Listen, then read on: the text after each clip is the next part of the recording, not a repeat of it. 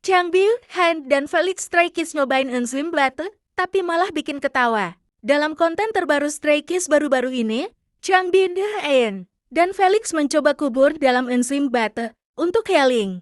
Tapi bukannya tidur Felix, malah ketawa-ketawa sendiri karena emang kelihatannya agak aneh. Sementara Han terlihat sangat nyaman sampai dia ngorok. Sedangkan Changbin sibuk dengan dunianya sendiri, karena dia cuman sendirian aja sedangkan Felix dan Han satu tempat.